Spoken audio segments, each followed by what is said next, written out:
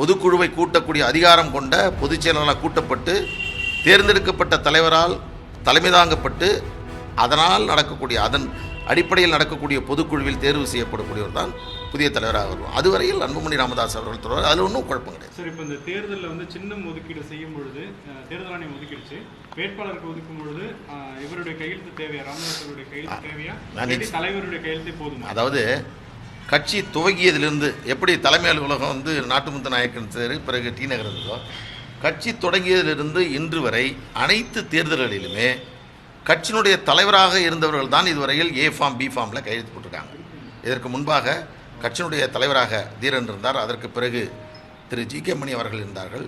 இவர்களுடைய காலத்தில் அவர்கள் கையொப்பமிட்டார்கள். அன்புமணி ராமதாஸ் அவர்கள் கட்சியினுடைய தலைவராக வந்ததற்கு பிறகு அதற்கு பிறகு நடைபெற்ற நாடாளுமன்ற தேர்தல், விக்கிரவாண்டி இடைத்தேர்தல், அதற்கு பிறகு நடைபெற்ற உள்ளாட்சி தேர்தல்களில் மருத்துவர் அன்புமணி ராமதாஸ் அவர்கள்தான் ஏ ஃபார்ம் பி ஃபார்மில் கையொப்பமிட்டிருக்கிறார்கள். இது வெளிப்படையானது. எனவே இன்றைக்கு தேர்தல் ஆணையம் என்பது அது டி நகரில் என்பதும் கட்சியினுடைய தலைவர் அன்புமணி ராமதாஸ் அவர்கள் என்பதையும் அவர்கள் உறுதி செய்திருக்கிறார்கள். எனவே அதில் எந்த குழப்பமும் சந்தேகமும் தேவையில்லை.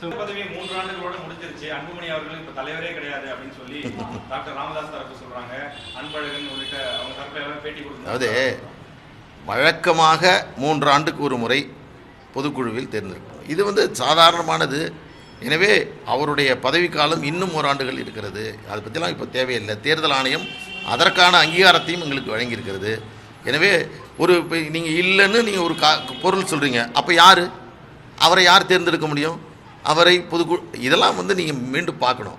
எனவே அடுத்த தலைவர்கள் பொதுக்குழுவால், அதுவும் பொதுக்குழுவால் தேர்ந்தெடுக்கப்பட்டு முறையாக அழைப்பு அனுப்பப்பட்டு பொதுக்குழுவை கூட்டக்கூடிய அதிகாரம் கொண்ட பொதுச் செயலாளரால் கூட்டப்பட்டு தேர்ந்தெடுக்கப்பட்ட தலைவரால் தலைமை தாங்கப்பட்டு அதன் அடிப்படையில் நடக்கக்கூடிய பொதுக்குழுவில் தேர்வு செய்யப்படக்கூடியவர் தான் புதிய தலைவராக வருவோம். அதுவரையில் அன்புமணி ராமதாஸ் அவர்கள் தொடர்பாக அதில் ஒன்றும் குழப்பம் கிடையாது. பிளே ஸ்டோர் மற்றும் ஆப் ஸ்டோரில் இருந்து பாலிமர் செயலியை QR கோடு மூலம் பதிவிறக்கம் செய்யுங்கள்.